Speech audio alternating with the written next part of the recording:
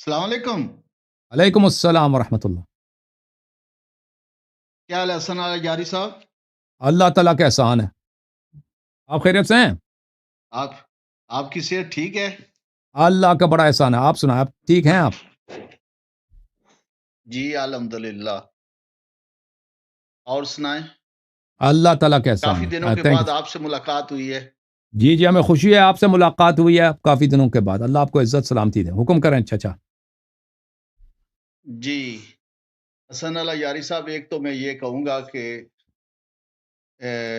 آپ کے plate form سے ہی کچھ پبلک کو بھی نصیحت ہو جائے گی، اور میرے لیے دعا بھی کرنا کہ پچھلے دنوں میں میرے بیٹے کے ساتھ ایک حادثہ ہوا ہے کہ اللہ شفا دے. اللہ شفا دے انشاءاللہ. جی وہ دفتر سے نکلا ہے تو کسی گاڑی کے ٹائر سے پتھر نکلا ہے اور وہ پتھر سیدھا آنکھ کو ہٹ ہو گیا ہے. اوش. اللہ خیر کرے. اللہ شفا دے انشاءاللہ. باقی اہل بیت ہماری دعا ہے. آمین. آپ کیمرہ کے سامنے بیٹھیں پلیز. حسن علی جاری صاحب. جی کیمرہ کے سامنے آ جائیں. جی سر جی بولیں.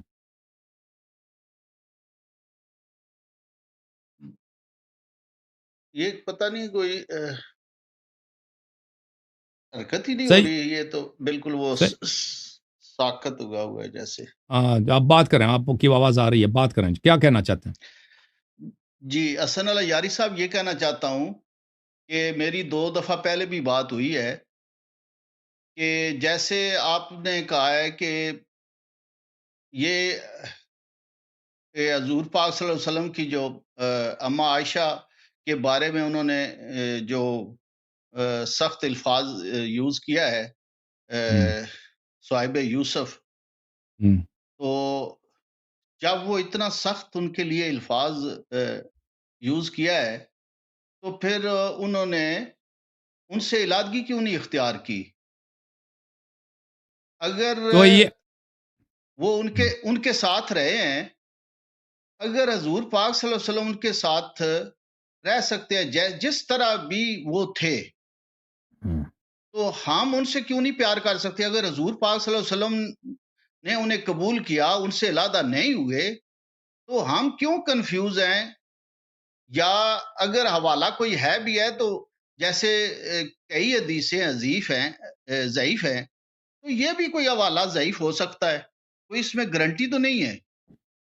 کوئی جب تک کوئی خاص مستند قسم کی بات نہ ہو تو میرا خیال ہے کہ یہ جو شخصیات ہیں تو سن لیں بھائی جواب. احترام کی ہی نگاہ سے دیکھنا چاہیے. دیکھیں، نبی صلی اللہ علیہ وسلم کو معصوم ماننا چاہیے. اگر کوئی بھی شخص مسلمان ہے، وہ پیغمبر صلی اللہ علیہ وسلم کو کبھی نہیں کہہ سکتا وہ غلط ہے، کیونکہ جس کو اللہ تعالیٰ نے ہادی بنا کر بھیجا ہے، رہنما بنا کر بھیجا ہے، نمونہ اسوہ عمل بنا کر بھیجا ہے، اخلاق ان کی کیا فرمایا کہ وَإِنَّكَ لَعَلَىٰ خُلُقٍ عَظِيمٍ. اللہ کے سامنے پوری دنیا کچھ بھی نہیں ہے. وَمَا مَتَاعُ حَيَاةِ الدُّنْيَا إِلَّا قَلِيلٌ. یہ دنیا اللہ فرماتا ہے چھوٹی ہے، ناچیز ہے. نبی صلی اللہ علیہ وسلم کے اخلاق وَإِنَّكَ لَعَلَىٰ خُلُقٍ عَظِيمٍ. وہ جو خود خالق کون ہے اللہ تعالیٰ، وہ فرماتا ہے کہ آپ کے اخلاق عظیم ہیں. وَلَقَدْ كَانَ لَكُمْ فِي رَسُولِ اللَّهِ صلی اللہ علیہ وسلم أُسْوَةٌ حَسَنَةٌ. رسول اللہ صلی اللہ علیہ وسلم ایک بہترین نمونہ عمل ہے. ٹھیک ہے نا؟ قُلْ إِن كُنتُمْ تُحِبُّونَ اللَّهَ فَاتَّبِعُونِي يُحْبِبْكُمُ اللَّهُ. اے لوگو، اگر تم چاہتے ہو کہ اللہ آپ سے پیار کرے، اللہ آپ سے راضی ہو، تو کیا کرو؟ رسول اللہ صلی اللہ علیہ وسلم کے نمونہ عمل پہ چلو، ان کا اتباع کرو. وَمَا يَنْطِقُ عَنِ الْهَوَىٰ إِنْ هُوَ إِلَّا وَحْيٌ يُوحَىٰ. نبی صلی اللہ علیہ وسلم ہوا سے نہیں بولتے، وہ ان کی بات وحی ہوتی ہے. نبی صلی اللہ علیہ وآلہ وسلم غضب میں، رضا میں ہمیشہ حق بولتے ہیں، ہمیشہ حق بولتے ہیں. اس طرح نہیں ہے کہ وہ کوئی غلط بات جی کہے. بالکل کوئی شک نہیں ہے، صحیح ہے. ہاں، اگر انہوں نے فرمایا ہے کہ فلان شخص برا ہے تو وہ برا ہے، یا فلان شخص بری ہے تو بری ہے، اس کا تصدیق نہیں، کرنا. آپ اس طرف کیوں آپ نہیں سن جا لیں، رہے کہ انہوں نے میں علادگی سمجھ کیوں گیا نہیں آپ کے اختیار پوائنٹ. کی؟ دیکھیں جب آپ سن لیں جواب. میں آپ کا پوائنٹ سمجھ گیا، جواب سن لیں. تو اگر انہوں نے کسی کو برا کہا ہے تو وہ برا ہے، یا اگر بری ہے تو بری ہے. ٹھیک ہے نا؟ مرد ہے تو مرد، عورت ہے تو عورت. اس کا تصدیق ہر مسلمان پہ واجب ہے. جو اس پہ نبی صلی اللہ علیہ وسلم کی تصدیق نہیں کرے گا وہ تو یا فاسق گناہگار جاہل ہے، یا تو ہے کافر. اب علیحدگی کیوں اختیار نہیں کی؟ انسان کو بہت دفعہ ایسا ہوتا ہے زندگی میں، آپ نے دیکھا ہوگا کہ عورت اس کی بری ہے لیکن وہ کسی مجبوری کے بنا پر وہ اس کو طلاق نہیں دے سکتا. یہ دنیا میں بہت ہے. علیحدگی اختیار نہ کرنا، طلاق نہ دینا، یہ محبت کی دلالت نہیں ہے. اس کی واضح مثال میں آپ کو دے دیتا ہوں. سورہ تحریم عائشہ حفصہ کے لیے نازل ہے، یہ تو سب مسلمانوں کو پتہ ہے. اس میں آیت ہے ضرب اللہ مثلا للذین آمنوا، نہیں، ضرب اللہ مثلا للذین کفروا امرأۃ نوح وامرأۃ لوط. اللہ تعالیٰ نے مثال بیان کی، شباہت بیان کی ہے واضح. آپ کے علماء تفاسیر میں دیکھ لیں کس کی شبیہ ہے، وہ جس کی ہم بات کر رہے ہیں اس کی شبیہ بتائیے کس کی؟ امرأۃ لوط امرأۃ نوح و امرأۃ لوط. کیا حضرت نوح علیہ السلام نے اپنی بیوی کو طلاق دیا؟ طلاق نہیں دیا. لوط نے طلاق، بالکل طلاق، جب تک عذاب نازل طلاق نہیں دیا. ٹھیک ہے نا. رسول اللہ صلی اللہ علیہ وآلہ وسلم نے عائشہ حفصہ کو طلاق نہیں دیا. ٹھیک ہے نا. لیکن یہ اس بات کی دلالت نہیں کرتا کہ پیغمبر صلی اللہ علیہ وسلم سے راضی بھی ہیں، کیونکہ کوئی ایسے حکم نہیں ہے اسلام میں، یا کوئی حدیث نہیں ہے، یا کوئی آیت قرآن میں نہیں ہے کہ اگر آپ نے کسی کو طلاق نہیں دیا تو اس کا مطلب یہ ہے کہ آپ ان سے محبت کرتے ہیں، ان سے راضی ہیں. اور پھر یہ جو ان کن صواحب یوسف کی آپ جو بات کر رہے ہیں نا، یہ پیغمبر صلی اللہ علیہ وسلم کے مرض الموت میں ہے. خود عائشہ کہتی ہیں یہ ان کے آخری ایام کی بات ہے، پیغمبر صلی اللہ علیہ وسلم. تو اس کے بعد پیغمبر اتنے زندہ بھی نہیں رہا نا کہ وہ ان کو موقع مل جاتا، بیماری سے وہ ٹھیک ہو جاتے اور طلاق دے دیتے. چلیں آپ کی بات مان لیتا ہوں. اگر وہ ان کے مطابق آپ کے جس طرح کہتے ہیں، ہم اپنی زبان سے یہ لفظ نہیں کہتے، مان لیا. لیکن حضور پاک صلی اللہ علیہ وسلم اگر ان کے ساتھ رہ سکتے ہیں تو ہم کیوں نہیں پیار کر سکتے؟ ہم ان سے احترام سے کیوں؟ اگر حضور پاک صلی اللہ علیہ وسلم گزارا کر سکتے ہیں کسی مجبوری کی وجہ سے، تو ہم امتی ہو کے ان شخصیات کو اچھے الفاظ میں کیوں نہیں یاد کر سکتے؟ ٹھیک ہے بھائی، جس کے متعلق قرآن میں یہ نازل ہوئی، اچھی طرح سے دیکھ لیں کہ امرأۃ نوح و امرأۃ لوط. وہ بھی کہہ دیتے نا کہ یہ تو نبی کے ہم اس کی بھی اگر حضرت لوط اپنی بیوی کے ساتھ آخر تک رہے جب تک ان پہ عذاب نازل نہیں ہوئی ہے نا، اور حضرت نوح علیہ الصلوۃ والسلام. اور یہ آیت کس کے لیے نازل ہوئی ہے؟ اور بھائی میں آپ کو دکھا دوں، اگر چاہتے ہو تو میں دکھا دوں، آپ ناراض ہو جائیں گے. یہ آیت نازل ہوئی ہے شباہت کرنا ہے تو حضور پاک صلی اللہ علیہ وسلم کی خاطر کرنا ہے. اور سن لینا بھائی، اس سے پیار کرنا ہے جنہوں نے وفا کی ہے پیغمبر سے، اذیت و آزار نہیں دیا. ٹھیک ہے نا. تو آپ پھر وہ بھی کر لینا، حضرت نوح اور حضرت لوط علیہ السلام کے زوجتین سے بھی پیار کر لیں، احترام کر لیں. رضی اللہ کہتے ہیں چلے جاتے ہیں نا، تو قرآن نے مثال بتایا دیا. اور میں اس طرف چلا جاتا ہوں، اس لیے چلا جاتا ہوں میرے عزیز میرے بھائی کہ سورہ تحریم کی جو یہ آیت ہے ضرب اللہ مثلا للذین کفروا، اللہ شبیہ بیان کر رہا ہے. کس کی شبیہ بیان کر رہا ہے؟ کس کی شبیہ بیان کر رہا ہے؟ یہ عائشہ حفصہ کی شبیہ ہے. یہ انہی کے لیے میں اس طرف نہیں جاتا. قرآن نے ان کی مثال بیان کی ہے. قرآن نے ان کے ضرب اللہ مثلا، یہ آیت بہت سخت ہے. میں اگر اس کو بیان کروں گا تو آپ سے برداشت نہیں ہوگا. آپ کی کتابیں اگر کھول دوں، اگر آپ کے مفسرین فخر رازی نے وغیرہ نے جو اکابر ہیں آپ کے فرقے کے، وہ میں کھول کے بتاؤں آپ سے برداشت، میں نہیں کھولتا اس کو. پھر آپ نہ کہاں کیوں ادھر جاتے ہیں؟ اللہ ادھر گیا، قرآن ادھر گیا، میں اس لیے ادھر جاتا ہوں. قرآن میں ایک آیت اتری ہے نا منافقین کے لیے، ایک قرآن میں ایک آیت اتری ہے منافقین کے لیے. منافقین کو چھوڑیں، یہ آیت جو نازل ہوئی عائشہ حفصہ کے لیے نازل ہوئی ہے. یہ جناب عائشہ جناب حفصہ کے لیے نازل ہوئی ہے یہ آیت جس کی ہم بات کر رہے ہیں، حضرت نوح اور حضرت لوط علیہ السلام کی. نہیں کوئی ان کے لیے کوئی نہیں اتری. اگر میں تو ہمارے سوئے ہوئے نہیں ہیں، ان کے لیے قرآن میں کوئی بالکل آپ نہ حضرت عمر کے لیے، نہ حضرت ابوبکر رضی اللہ تعالیٰ عنہ کے لیے، نہ اما عائشہ کے لیے. اوکے بھائی آپ سن لو، میں ہوں تمہارے بکانا. ایک منٹ نہیں نازل ہوئی نا، ایک منٹ میں ابھی بتا دیتا ہوں جناب. یہ کوئی نازل نہیں ہوئی جی، میں ملاحظہ فرمائیے. یہ کتاب ہے البخاری، چاپ دار احیاء التراث العربی، سنہ 2001 میں چھپی ہے. یہاں پر ملاحظہ فرمائیے صفحہ نمبر 41، یہاں پہ حدیث نمبر 75.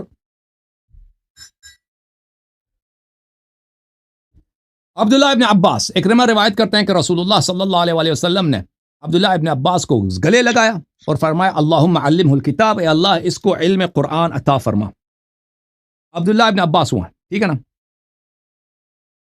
اس کے علاوہ آپ کی خدمت میں عرض کروں کہ اس کی تعریف میں بہت کچھ کہہ سکتا ہوں لیکن ابھی وقت نہیں لیتا.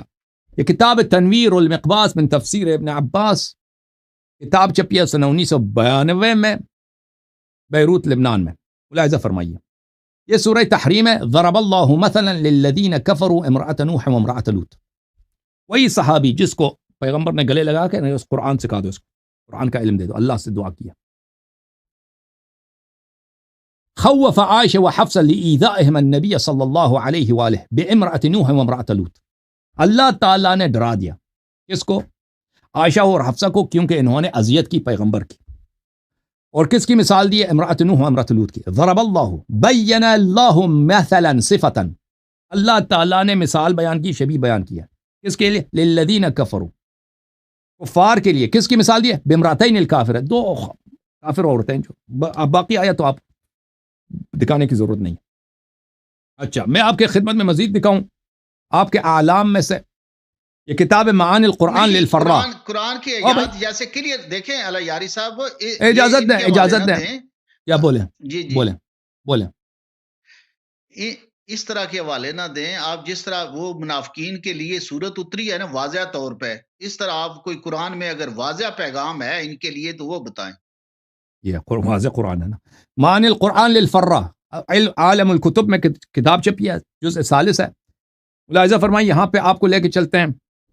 ضرب اللہ مثلا، یہ فرا جو ہے بہت ہی بڑا ہے ادب میں اور تفسیر میں بہت بڑی شخصیت ہے. للذین کفروا، قرآن نے کافروں کے لیے شبیہ بتایا ہے. وہ کون ہے؟ ھذا مثل ارید به عائشہ وحفصہ فضرب لها المثل. یہ وہ آیت ہے، اس سے مراد عائشہ حفصہ ہیں. ارید به عائشہ وحفصہ، اس سے مراد، اس مثال سے مراد اللہ نے جو مثال دی ہے زوجہ نوح اور زوجہ لوط کی، اس سے مراد کون ہے؟ عائشہ حفصہ ہے. اور اسی لیے ان دونوں کے لیے شبیہ بتایا گیا، مثال بتایا گیا. الوسیط فی تفسیر القرآن المجید، تالیف الواحدی النیشابوری، متوفی سنہ 468، دار الکتب جزء رابع، سنہ 1994 میں چھپی ہے. آپ کہتے ہیں آپ کے علماء تو یہ اگر قرآن میں ہے تو آپ کے علماء، قرآن میں بہت کچھ ہے، آپ کے علماء اس کو نہیں مانتے، تصدیق ہی نہیں کرتے. ہم تو یہی تو کہتے ہیں نا، میرا چیلنج ہے کہ آپ قرآن کی تصدیق کرو. آپ کے علماء تصدیق نہیں کریں گے قرآن کی. ضرب اللہ مثلا للذین کفروا امرأۃ نوح وامرأۃ لوط. سن لیں. ثم خوف عائشہ وحفصہ فی تظاہرہما علی الرسول صلی اللہ علیہ وسلم. اللہ تعالیٰ نے تخویف کیا، ڈرا دیا، دھمکی دیا عائشہ اور حفصہ کو، کیونکہ انہوں نے نبی صلی اللہ علیہ وسلم کی اذیت کیا. وَضَرَبَ لَهُمَا امْرَأَةَ نُوحٍ وَامْرَأَةَ لُوطٍ مَثَلًا، اور اللہ تعالیٰ نے ان کے لیے مثال دی ہے، مثال بیان کیا، مثال سامنے لایا، شبیہ سامنے لایا، امرأۃ نوح وامرأۃ لوط. اچھا، جب اللہ تعالیٰ نے مثال بیان کر دی ہے، کن کی مثال، کس کی مثال ہے؟ میں آگے کیا کہوں بھائی، تم خود بیان کرو. مثال کس کی مثال ہے؟ بس ختم بات. ان کن صواحب یوسف، پیغمبر نے صلی اللہ علیہ وسلم نے وہی بات کی ہے جو قرآن میں ہے، جو قرآن میں ہے، بالکل وہی بات جو بخاری کی حدیث ہے، ان کن صواحب یوسف، یہی سورہ تحریم میں ہے. فتح القدیر، محمد ابن علی ابن محمد الشوکانی، متوفی سنہ 1250، جزء خامس. ضرب اللہ مثلا للذین کفروا. اچھا، ضرب اللہ مثلا للذین کفروا یحذر به عائشہ وحفصہ من المخالفہ لرسول اللہ صلی اللہ علیہ وسلم حین تظاہرتا. علی کل حال آیات بڑے سخت ہیں بھائی، اس سے زیادہ میرا منہ نہ کھولیں کیونکہ پھر آپ ناراض ہو جائیں گے. بھائی آپ کی کتابیں، آپ کے علماء ہیں، ان کے پاس جواب کچھ بھی نہیں. آپ اپنے بڑے علماء سے کسی کانٹیکٹ کریں نا. اللہ یری کے ساتھ عائشہ کی جو کردار قرآن میں، اس پہ میرے ساتھ گفتگو کریں، میں حاضر ہوں. جی اللہ یاری صاحب، آپ بھی ناراض نہ ہونا، ابھی اس طرف آ جائیں کہ اللہ بڑا غفور الرحیم ہے. آپ یہ بتائیں کہ جو آپ کہتے ہیں کہ یہ جو بکری کھا گئی، یہ ہماری کتابوں میں لکھا ہوا ہے یا آپ کی کتابوں میں لکھا ہوا ہے؟ نہیں، آپ کی کتابوں میں لکھا ہے نا، ہماری کتابوں میں بھی لکھا ہے. ہماری کتابوں میں یہ لکھا ہے بھائی کہ دیکھو، ہماری کتاب بکری کی جو کہانی ہے وہ یہ ہے، عمر اور ابو بکر انہوں نے کہا کہ امیر المومنین علی علیہ السلام کے پاس قرآن ہے، ہمارے پاس قرآن نہیں ہے، ہم خلیفہ ہیں، ہمارے پاس قرآن نہیں ہے، تو مسلمانوں کو ہم کیا منہ دکھائیں گے بھائی؟ قرآن ہی ہے ہی نہیں، اس کے پاس قرآن تو اس کے پاس ہے. رسول اللہ صلی اللہ علیہ وسلم جتنا قرآن تھا اس نے اس کے حوالے کر دیا، اس نے قرآن جمع بھی کیا، ہمارے پاس کچھ بھی نہیں. اب اس کے قرآن کو لے لیں تو اس کی ہماری بے عزتی ہے، کیونکہ اس میں ایسی چیزیں ہیں تو اس میں تو ہماری خلافت کا بطلان ہے. انہوں نے کہا قرآن جمع کرتے ہیں. انہوں نے زید بن ثابت کو، کیونکہ ان کو زید بن ثابت کو لکھنا پڑھنا آتا تھا، تم قرآن جمع کرو. اس کو بہت ہی انہوں نے پریشر دیا کہ قرآن، اس نے جمع کر لی، قرآن جمع کر لی. بہرحال جو بھی ان کا طریقہ کار تھا اس سے جمع کر لی. پھر اس قرآن کو بکری کہا گئی، اس قرآن کو بکری کہا گئی. ہمارے پاس بھی ہے کہ ابو بکر والی قرآن کو بکری کہا گئی ہے. وہ عائشہ جو کہتے ہیں نا میرے بستر کے نیچے تھے، وہ کس کی؟ اس کے والد صاحب کی قرآن تھی جو اس کے زید نے اس کے لیے جمع کیا، اس کو بکری کہا گئی تھی. پھر جو ہے دوبارہ ان کو عثمان کے زمانے میں دوبارہ قرآن جمع کرنا پڑا. یہ تو صرف امت کو کنفیوز کرنے والی بات ہے. مجھے اللہ یاری صاحب پوری امت ہی کنفیوز ہے. بھائی آپ اہل بیت علیہ السلام کو چھوڑیں، کنفیوژن ہی کنفیوژن ہے. ہاں بالکل کنفیوژن ہے. اگر ہمارے میں بھی ہے تو وہ ضعیف حدیثیں موجود ہیں. نہیں ضعیف نہیں ہے، اس طرف آ جائے نا ذرا. وہ ضعیف نہیں ہے، معتبر حدیث ہے، بالکل صحیح ہے. سنن ابن ماجہ میں معتبر حدیث، بکری والی حدیث. چلیں اس طرف آتے ہیں کہ حضرت ابراہیم علیہ السلام کو آگ میں پھینکنے سے پہلے اللہ تعالیٰ نے جبرائیل علیہ السلام کو بھیجا کہ جا کے آگ کو ٹھنڈا کر دو. اگر بکری کی کیا جرت ہے کہ وہ قرآن کو کھا جائے؟ اگر اللہ کی منشا نہیں تھی، جس اللہ نے قرآن بھیجا ہے اس اللہ نے اپنے قرآن کی اتنی بھی حفاظت نہیں کی کہ بکری کھا گئی. یہ کوئی بات ماننے والی ہے؟ وہ دیکھیں بات یہی ہے، بات یہی ہے کہ آئی آپ کی کتاب میں موجود ہے. دیکھیں ابھی قرآن جو ہے، ساری بے تکی باتیں ہیں، کوئی سمجھ نہیں لگتی، یہ کنفیوز کرتے ہیں امت کو. دیکھیں اللہ، دیکھیں آپ اگر اللہ قرآن کی حفاظت کی بات کر رہے ہیں نا، یہ کہ پیغمبر صلی اللہ علیہ وسلم دنیا سے چلے جائیں اور ان کی ذمہ داری یہی تھی کہ وہ قرآن قیامت تک سب تک پہنچا دیں. ٹھیک ہے نا، ان کی ذمہ داری یہی تھی. ان کے بعد تو کوئی نبی، کوئی وحی تو آنے والا نہیں ہے، مزید تو نہیں ہے. انہوں نے خود بھی کہا تھا، بار بار کہا تھا کہ مجھ سے پہلے جو انبیاء ہیں ان کے امتوں نے ان کی کتابوں کو ضائع کیا. یہود نے تورات کو ضائع کیا، نصارہ نے انجیل کو ضائع ہے کہ نہیں بھائی؟ پرانے امتوں نے کیا نہیں کیا؟ وہ ان سے پہلے، یہ تو پہلی شریعت تو نہیں ہے دنیا میں کہ اسلامی پہلی شریعت ہے. ہمارے نبی صلی اللہ علیہ وسلم سے پہلے بہت سارے انبیاء گزرے ہیں، ان کے امتوں نے اپنے انبیاء کے بعد اپنی کتابوں کو انہوں نے چینج کیا ہے، ضائع کیا ہے کہ نہیں بھائی؟ وہ ہے کہ نہیں ہے؟ صحیح ہے. وہ سب کتابیں حق ہیں. جی جس طرح قرآن حق ہے اسی طرح موسیٰ علیہ السلام کا کتاب بھی حق ہے. ہمارا ایمان ہے اس پہ، ہے کہ نہیں بھائی آپ کا ایمان؟ جی بالکل سب انبیاء پہ حق ہے اور ہم سب کی تصدیق کرتے ہیں، سب پہ ہمارا ایمان ہے. جی وہ اللہ کا کلام چاہے تورات کی شکل میں ہو، چاہے انجیل کے شکل میں، زبور کی شکل، وہ سب اللہ کا کلام ہے. ہمارا اس پہ ایمان ہے، ہم اس کا احترام واجب سمجھتے ہیں، اس کا انکار کفر ہے. لیکن ان سب کو ان کے امتوں نے چینج کیا، بکریوں کو کھلا دی. بھائی یہ بکری کے جو کہانی نا، آپ کہتے ہیں یہ کیسے ہو سکتا ہے، یہ تو بہت دفعہ ہو چکا ہے. نبوت کی تاریخ اسی سے بری پڑی ہے کہ بکریوں نے کھا لی ہے. اوکے، ہمارے نبی صلی اللہ علیہ وسلم نے انہوں نے کیا بھئی آپ کے عقیدے کے مطابق دیکھیں، آپ کی کتابوں میں جو ہے پیغمبر صلی اللہ علیہ وسلم کو پتا تھا کہ وہ دنیا سے چلے جائیں گے، ان کی موت کا پتا تھا کہ میں نے مرنا ہے. اللہ کو بھی پتا تھا، اللہ کو تو پتا ہے کس نے کب مرنا ہے، اللہ نے تو ان کی جان لی ہے. اچھا، اس کے باوجود انہوں نے قرآن کی حفاظت کا کچھ بھی نہیں کیا. بھائی کہہ دے کہ بھئی تم جمع کرو، کسی کو ڈیوٹی لگا دے، کچھ بھی نہیں، ایسے ہی چلے گئے، بس ختم بات. نہ سنت کی حفاظت کا کوئی ذمہ لے لیا. ابھی دیکھو جتنا قرآن ہے، میں غلط سننا یار، غلط سننا چچا. ہاں جیسا قرآن ہے میں سنت بھی ہے میں. اللہ پاک جی سنیں تو صحیح نا. اللہ پاک قرآن پاک بھیجے میرے آقا صلی اللہ علیہ وآلہ وسلم پر، اور یہ کیسے ممکن ہو سکتا ہے کہ حضور پاک صلی اللہ علیہ وسلم اس قرآن کی حفاظت نہ کریں؟ بالکل ہمارا نقطہ یہی ہے. یہاں پہ تو دو باتیں نا، ضمیر مانتا ہے. میں عرض کر رہا ہوں، آپ کا موقف بیان کر رہا ہوں، اپنا موقف بیان کر رہا ہوں. ہمارے کتابوں میں بالکل نبی صلی اللہ علیہ وسلم کی جب یہ ڈیوٹی ہے، جب ان کو پتہ ہے کہ پرانے امتوں نے اپنی کتابوں کے ساتھ یہ خیانت کی ہے، ان کو جب پتہ ہے تو وہ، اور ان کی ذمہ داری ہے کہ اس قرآن کو آگے والے نسلوں تک پہنچا دینا. نہ صرف قرآن، اپنی سنت کو بھی پہنچا دینا ہے، کیونکہ شریعت اور تو نہیں آنی ہے نا اللہ کی جانب سے، اور بھی شریعت آنے ہیں بھائی، اور شریعت اور مزید ہیں نبی صلی اللہ علیہ وسلم کے بعد. نہیں کوئی نہیں، آخری ہے. تو یہ ان کی ذمہ داری ہے کہ نہیں؟ ان کی ذمہ داری ہے کہ صرف قرآن کی بات نہیں ہے، پوری شریعت کی بات ہے. قرآن بھی اہم ہے، سنت بھی اہم ہے بھائی. کہ یہ سب نور جو ہے اللہ کی جانب سے، جو ہدایت ہے، یہ آگے والے نسلوں تک پہنچ جائے. نبی صلی اللہ علیہ وسلم کی یہ ذمہ داری. آپ کے کتابوں میں جائے نا، ان کو پتا تھا کہ وہ مر جائیں گے لیکن انہوں نے کچھ بھی نہیں کیا. نہ قرآن کو کسی کو ڈیوٹی دی کہ تم لکھ دو، جمع کر دو، یا سنت کو کچھ بھی نہیں کیا، بس مر گئے، ختم. نہ کسی کو جانشین خلیفہ بھی نہیں بنایا، کچھ بھی، ایسے مر گئے، ختم بات. پھر عمر ابو بکر کو فکر آئی کہ قرآن تو، پھر سنو یار مجھے بات کرنے دو، بات کرنے دو. پھر ابو بکر عمر کو فکر آیا کہ قرآن جمع کرنا ہے. پھر انہوں نے کچھ زید بن ثابت کو ڈیوٹی لگا دی کہ تم لکھ دو. اور زید کہہ رہا تھا کہ نہیں، میں کیسے، پیغمبر نے جب نہیں لکھا ہے تو میں کیوں لکھ دوں. وہ یہی تو بہانہ کر رہا تھا. اچھا، ہمارا عقیدہ یہ ہے، ہمارے پاس احادیث موجود ہیں کہ رسول اللہ صلی اللہ علیہ وسلم نے پورا قرآن، میں آپ کو حدیث دکھاؤں اگر مجھے مل جائے. ایک منٹ یار، تم اجازت دے دو، اجازت دے دو. پورا قرآن امیر المؤمنین علیہ السلام کو لکھا دیا، اور نہ صرف پورا قرآن، پورا شریعت بھی لکھا دیا، سب حلال و حرام سب کے احکام ان کو لکھا دیا. اور امیر المؤمنین علیہ السلام کو یہ ذمہ داری لگا دی.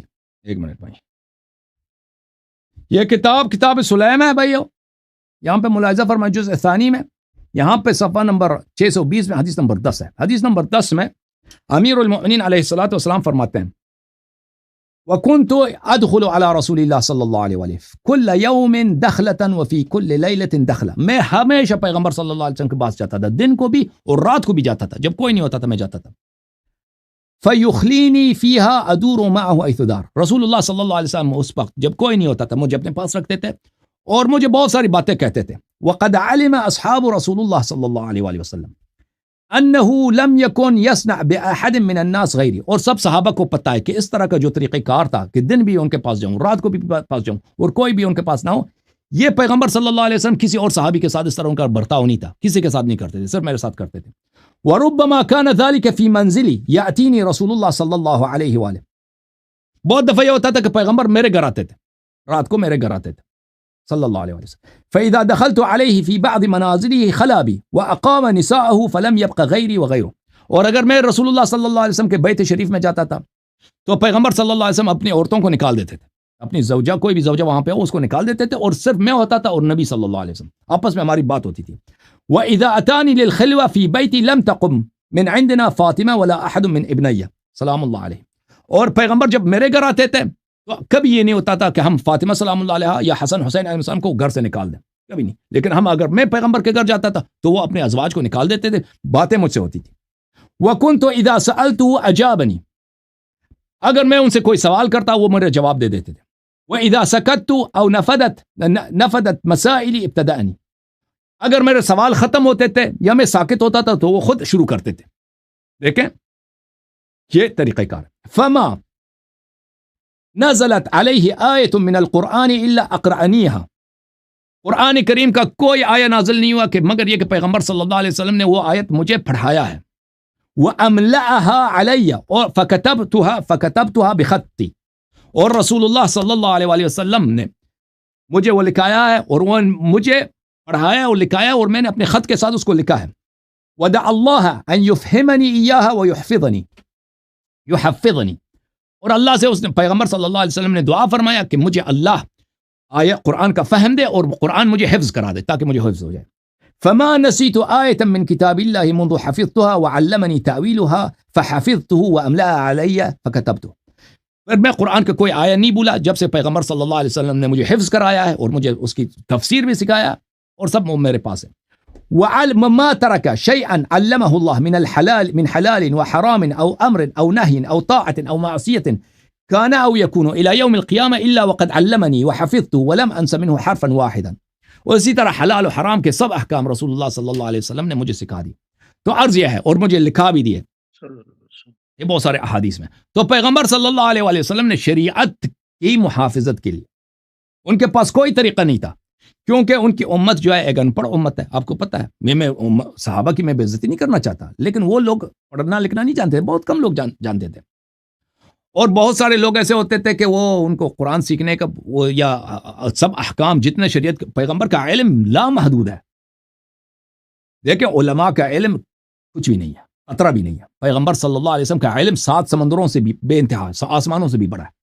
یہ علم پیغمبر صلی اللہ علیہ وسلم نے کس کو دیا؟ یہ صحابہ جو ان پڑھ قوم ہے، کوئی چرواہا رہا ہے، کوئی بازار میں کام کرتا ہے، کوئی کوئی کسی کا کام ان کو نہیں دیا پیغمبر نے، صرف امیر المومنین علی ابن ابی طالب علیہ السلام کو دیا۔ پیغمبر صلی اللہ علیہ وسلم نے اپنے بعد والی نسلوں کے لیے اس انفارمیشن کے انتقال کے، ہدایت کے انتقال کے لیے ایک ایسا ذریعہ انتخاب فرمایا اللہ کے حکم سے کہ انہی جیسا ایک شخص ہو، نبی صلی اللہ علیہ وسلم کا آئینہ ہو ایک شخص، ان کی عصمت کا، ان کے علم کا، ان کی بلاغت کا، ان کی طہارت کا، ان کی شجاعت کا، ان کے کمالات، سب کمالات کا، وہ اس ہدایت کو حمل کریں آگے والی نسلوں کی طرف۔ قرآن کا بھی وہ حافظ ہو، سنت کا بھی وہ معلم ہو، وہ رو امیر اہل بیت طاہرین، پہلے امیر المومنین علیہ السلام اور ان کے بعد ہر امام اپنے زمانے میں۔ جی تو پیغمبر نے بہترین کام کیا، آپ کے مذہب کے مطابق کچھ بھی نہیں کیا، ایسے بس چلے گئے، مر گئے، ٹھیک ہے نا؟ اللہ یاری صاحب، یہ جو قرآن اب ہمارے پاس ہے، یہ کس نے اکٹھا کیا آپ کے مطابق؟ جس طرح آپ ابھی کئی پروگرام میں کہہ چکے ہیں کہ یہ ابو بکر، حضرت ابو بکر رضی اللہ تعالیٰ عنہ اور حضرت عمر فاروق رضی اللہ تعالیٰ عنہ نے اکٹھا کیا ہے، ایسے ہی ہے؟ وہ بکری کھا گئی نا، پھر عثمان کے زمانے میں پھر انہوں نے اکٹھا کیا، پھر عثمان نے پھر چلو بکری کھا گئی، بعد میں عثمان نے بکری کھا گئی، تو پھر بعد یہ جو ہمارے پاس قرآن ہے یہ کس نے اکٹھا کیا ہے؟ تو یہ کوئی احسان نہیں کیا ان لوگوں نے، دیکھیں یہ آپ اگر سمجھتے ہیں کہ یہ عثمان نے کیا، صرف اتنا بتا دینا، پھر میں نے ایک میں جواب دے دیتا، میں نے آپ سے جواب دے دوں گا۔ دیکھیں پہلی بات یہ ہے کہ جنہوں نے قرآن جمع کیا خود عثمان کا قول ہے وغیرہ وغیرہ، کسی نے ادعا نہیں کیا کہ پورا قرآن ہے، ٹھیک ہے نا؟ اور عثمان نے جمع کرنے کے بعد اس نے خود کہا کہ اس میں غلطیاں، عثمان خود اس کی شہادت موجود ہے آپ کے کتب میں، اس نے کہا اس قرآن میں غلطی۔ عائشہ کی تو بہت سارے اقوال ہیں کہ اس قرآن فلان جگہ کاتب نے خطا کیا، فلان جگہ خطا ہے، فلان جگہ خطا۔ تو انہوں نے جو کیا، ان کو کرنا کیا چاہیے تھا، ان کو کرنا یہ چاہیے تھا کہ جس کو پیغمبر صلی اللہ علیہ وسلم نے ڈیوٹی دی ہے کہ تم قرآن جمع کرو میرے باپ، اور قرآن کے جو نسخے پیغمبر صلی اللہ علیہ وسلم کے پاس تھے انہوں نے پیغمبر صلی اللہ علیہ وسلم نے علی علیہ السلام کو دیے کہ تم میرے بعد جمع کرو، اس قرآن کو ضائع نہ ہونے دینا، جیسے یہود اور نصارہ نے اپنی کتاب کو ضائع کیا۔ ان کو چاہیے تھا کہ وہ مان لیں، وہ تو انہوں نے تسلیم نہیں کیا، کہا ہمیں نامنظور ہے، انہوں نے اپنا نسخہ جمع کیا، یہ نسخہ ہمارے پاس، اور انہوں نے خود کہا کہ یہ نسخہ ناقص ہے۔ تو آپ اگر یہ سمجھتے ہیں کہ انہوں نے بڑا احسان کیا، احسان نہیں کیا ہے، یہ احسان نہیں ہے عثمان کا امت پر، نہیں احسان تو کیا ہے۔ اب آپ کو دو باتوں میں سے ایک بات چننی پڑے گی، یا تو ان کا ایمان آپ کو تسلیم کرنا پڑے گا، تو یا قرآن سے آپ کو پیچھے ہٹنا پڑے گا۔ آپ کہتے ہیں قرآن ہمارے لیے حجت ہے، یہ واقعی حجت ہے، آپ چھوڑ بھی نہیں سکیں گے، کیونکہ یہ اگر کہیں گے تو یہ سہارا تو وہ پوری بلڈنگ ہی اگر یہ دیکھیں، آپ اس سے کبھی پیچھے نہیں ہٹیں گے، مجھے پتہ ہے۔ انہوں نے جو قرآن جمع کیا ہے، کوئی جواز بھی نہیں، مجھے ایک بات بتاؤ، مجھے ایک بات بتاؤ، جی عثمان صاحب نے یا ابو بکر عمر نے جو قرآن جمع کیا ہے وہ پیغمبر صلی اللہ علیہ وسلم کے حکم سے کیا ہے، اس حکم کے بغیر کیا؟ اس وقت حضور پاک صلی اللہ علیہ وسلم تو دنیا میں موجود نہیں تھے نا، وہ احکام تو تھے نا، ان کے اوامر تو تھے، بھائی پیغمبر تو دنیا جانے سے پہلے انہوں نے حکم دیا تھا یا نہیں دیا تھا کہ تم قرآن جمع کرو؟ نہیں، دیکھیں تو مولا علی شیر خدا بھی تو موجود تھے، بس بات ختم ہے۔ دیکھو بات سنیں، یہ تو بات ثابت ہے، مجھے ایک منٹ بات کرنے دیں۔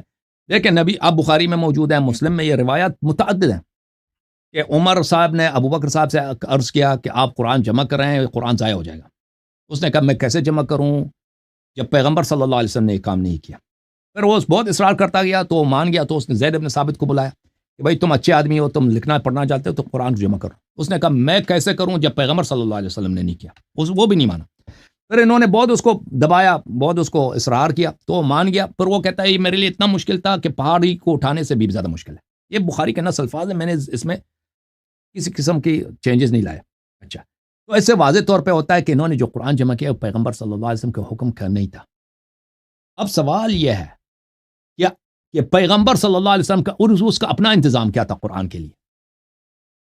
دیکھیں ایک شخص ہے، اس کی زندگی کا سب سے بڑا سرمایہ کیا؟ قرآن ہے، اللہ کا میسج، اللہ کا نور، اللہ کا کلام لکھا ہے نا۔ اسی لیے اس کی دشمنیاں ہو گئی لوگوں سے، قتل ہو گئے، لوگ گھر بار چھوڑ دیے، سب ہو گیا ان کے ساتھ، ٹھیک ہے نا، اسی قرآن کی وجہ سے۔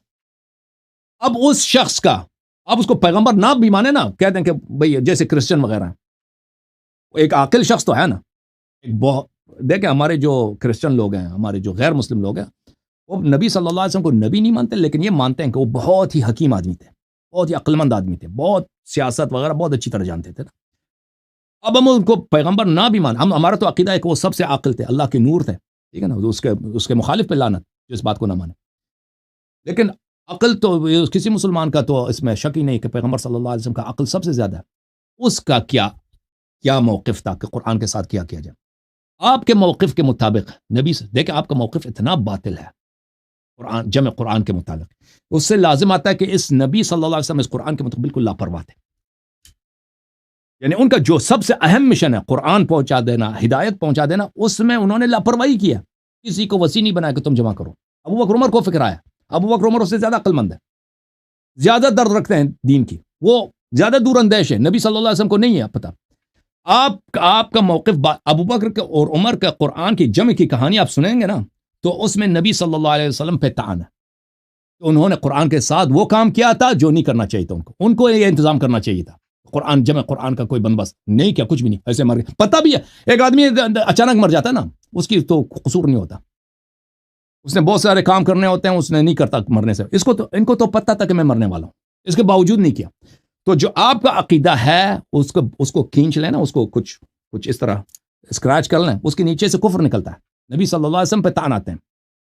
ہمارا جو عقیدہ ہے، نبی صلی اللہ علیہ وسلم نے بالکل لاپرواہی نہیں کی، بہترین انتظام، اس سے اعلیٰ ہو ہی نہیں سکتا، انہوں نے وہ کیا، اپنا جیسے کو امین بنایا، معصوم کو امین بنایا، قیامت تک مطہرین معصوم یہ دین کے امین ہے، قرآن کے بھی امین ہے، سنت کے بھی امین ہے، قرآن کے بھی محافظ ہے، کچھ بھی کم نہیں ہوا شریعت سے، کچھ بھی کم نہیں ہوا، ٹھیک ہے نا، یہ ہے فرق ان دونوں میں۔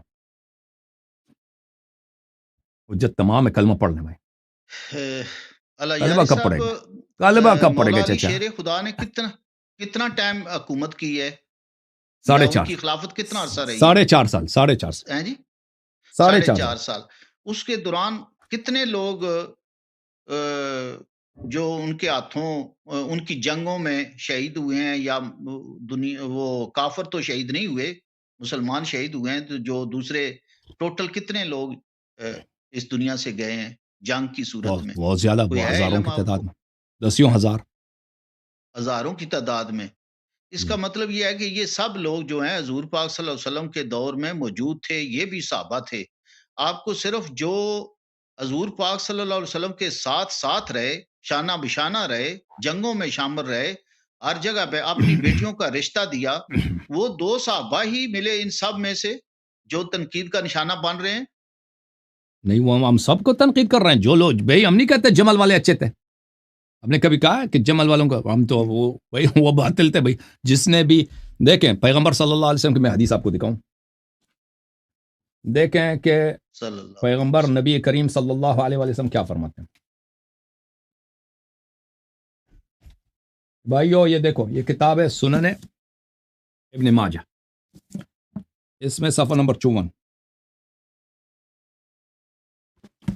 سنن ابن ماجہ، چاپ دار الفکر بیروت، سنن ابن ماجہ، چاپ دار الفکر بیروت، سنت 2008 میں چھپی ہے، دار الفکر بیروت لبنان میں، ملاحظہ فرمائیے۔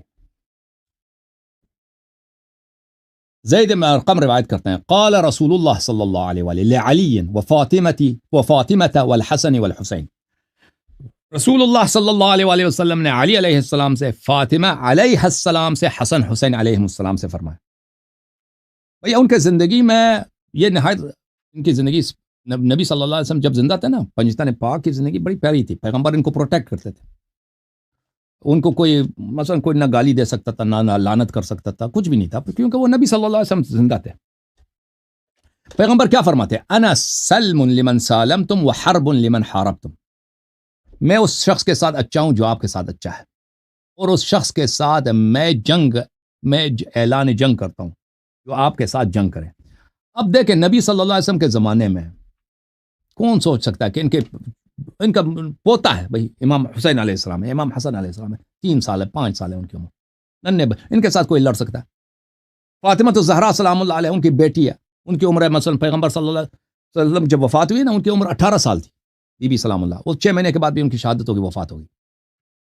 اب پیغمبر صلی اللہ علیہ وسلم اپنے وفات سے اگر یہ 2 سال پہلے کا ہو، 1 سال کا، ان کی عمر 17 ہے یا 16 ہے، یعنی بہت بہت کمسن ظاہری طور پر، ان کے ساتھ کون لڑ سکتا ہے؟ اتنا کہ آپ کے ساتھ جو لڑے، یا امیر المومنین علی بن ابی طالب علیہ السلام کے ساتھ کوئی لڑے، لیکن نبوت صلی اللہ علیہ وسلم کا علم کچھ اور ہے، صاحب رسالت کا وہ اپنی نگاہوں سے بہت کچھ دیکھ رہے ہیں جو ہمیں اس وقت کسی کو نظر نہیں آ رہا تھا۔ بعض یہ ہے، دیکھو میرے بھائی، پیغمبر صلی اللہ علیہ وسلم نے جو کہہ دیا کہ ان کے ساتھ جو لڑے وہ مجھ سے لڑتا ہے، اور پیغمبر کی آپ بہترامی کریں آپ کافر ہو جاتے ہیں، ہے کہ نہیں بھائی؟ اور ہے کہ نہیں بھائی؟ پاکستان میں ابھی بالکل اہل بیت سے جو لڑنا تو دور کی بات ہے، جو دل میں بغض بھی رکھے گا وہ بھی کافر ہے۔ ہاں، ابھی پنجاب میں وہ ایک لڑکی آئی تھی نا، وہ حلوہ لکھا تھا اس کے کپڑے پہ، کیا تماشا مچایا مولویوں نے اس بیچاری پر، ٹھیک ہے نا، صرف کہا کہ اس نے قرآن کی بے عزتی کیا۔ اب دیکھو، جو نبی صلی اللہ علیہ وسلم کے قرآن کے ساتھ سب آ جاتے ہیں کہ بھئی یہ کافر ہے، اس کو مار دو۔ اب نبی صلی اللہ علیہ وسلم کو کوئی برا کہے، کافر، واجب القتل، فلان فلان۔ اب نبی صلی اللہ علیہ وسلم کے ساتھ کوئی لڑے، اور بھائی اس سے زیادہ دشمنی ہو سکتا ہے، کفر ہو سکتا ہے کہ آپ تلوار نکالے کہ میری لڑائی ہے ان سے، بھائی اس سے بڑا کفر ہے کہ نہیں؟ اس سے بڑا کوئی کفر ہے؟ جی بالکل صحیح ہے، لیکن اللہ یاری صاحب جو بات سنیں، جو علی علیہ السلام سے لڑے اس نے پیغمبر، یہ آپ کی کتابوں میں پڑھا ہے۔ اب آپ خود دیکھو نا کہ کس نے کون لڑا۔ او بھائی آپ دیکھو، ابھی دیکھو آپ کی کتابوں میں تو بری پڑی ہے نا، طلحہ، زبیر، اونٹ پہ سوار کمانڈر ان چیف، اور معاویہ وغیرہ وغیرہ وغیرہ، یہ سب لڑے ہیں نا۔ تو یہ آپ خود کہہ دو بھائی، یہ پیار میں لڑتے تھے ان سے یہ پیار زیادہ ان کی بڑھ جاتی تھی تو لڑ پڑتے تھے، یا لشکر لے کے آتے تھے قتل کے لیے۔ ختم ہے بات بھائی، معاملہ ہی ختم ہے۔ دیکھیں ایک آخری خلیفہ، جی بس ابھی آپ خلافت ٹائم آپ کا بھی ہو گیا، آپ بولیں آخر، لیکن ایک بات پہ بات ختم آج کروں گا۔ آپ دونوں میں سے ایک کو چن لیں آپ، جب قرآن آپ کے پاس حجت ہے، مجھے پتا ہے کہ یہ آپ نہیں پیچھے ہٹیں گے، کیونکہ اس سے پیچھے ہٹ جائے تو آپ کے پاس بچتے ہی کچھ نہیں ہے، تو پھر حضرت عمر اور حضرت ابو بکر رضی اللہ تعالی عنہ کا ایمان آپ ان کا قبول کریں۔ جب ان کا قرآن ان کا آپ لے رہے ہیں اور ان کو آپ قبول نہیں کر رہے، یا تو قرآن نہ لیں، ان کا گٹھا کیا ہوا قرآن آپ کے لیے حجت ہے۔ قرآن دیکھیں، یہ ایسے سمجھتا ہے، ایسے احسان کر رہے ہیں جیسے وہ نبی تھے، قرآن ان پہ اتر آئی ہے نا۔ نہیں، یہ تو ابو بکر کا قرآن، ابو بکر عمر کا قرآن، بھائی یہ کہنا ہی، یہ آپ کا کہنا ہی، یہ آپ کا گال سونا چچا جی، یہ آپ کا کہنا ہی ہے کہ پیغمبر صلی اللہ علیہ وسلم نے قرآن جمع نہیں کیا، اور نہ جمع کرنے کا اہتمام کیا، ابو بکر عمر نے اہتمام کر لیا، جو بھی کیا۔ دیکھیں مسلمان سنو، یہ بات ہی غلط ہے، مسلمان تھے، قرآن سے محبت تھی تو بات سنیں، انہوں نے قرآن جب جمع کیا، انہوں نے خود کہا یہ ناقص ہے۔ عمر بار بار کہتا ہے کہ میں آئے رجم، اگر مسلمان نہ کہتے میں نے قرآن میں اضافہ کیا تو میں خود لکھ دیتا، اس میں اضافہ کر لیتا، ٹھیک ہے نا۔ عمر کے اپنی خود بات موجود ہے، آپ نے سنا ہوگا، میں نے بار بار دکھا دیا۔ جس قرآن پر اسلام کی آپ سن لیں، بنیاد ہے، جس پر پورا اسلام کھڑا ہے، وہ اسلام، وہ قرآن اللہ تعالیٰ ایسے بندوں کے ہاتھ میں دیتا، یا یہ نہیں ہو سکتا؟ مولا علی قرآن دیکھو، اب سن لو، انہوں نے کیوں نہیں اکٹھا کیا؟ اہل بیت طاہرین علیہم الصلوۃ والسلام نے شہادت دیا، یہ کتاب جو جمع ہوا ہے، ٹھیک ہے نا، عثمان وغیرہ نے جمع کیا، یہ سب کے سب قرآن ہے، ٹھیک ہے نا۔ لیکن یہ اس میں کیا یہ پورا قرآن ہے یا نہیں ہے؟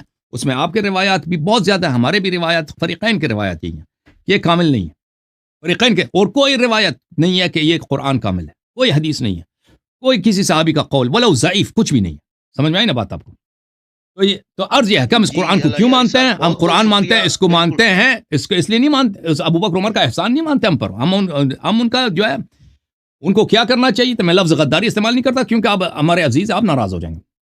ان کو یہ چاہیے تھا کہ پیغمبر صلی اللہ علیہ وسلم نے جس کو وصی بنایا اور جس کو قرآن جمع کرنے کی ڈیوٹی دی اور اس سے قرآن جمع کیا، اس کے قرآن کو وہ لے لیتے، اس کے مقابلے میں اپنا قرآن جمع نہ کرتے، ٹھیک ہے نا، اور پھر خود نہ کہتے بعد میں کہ یہ بھی ناقص ہے، اور پھر ٹھیک ہے نا۔ تو انہوں نے جو کام کیا وہ قرآن کے ساتھ اچھا نہیں کیا،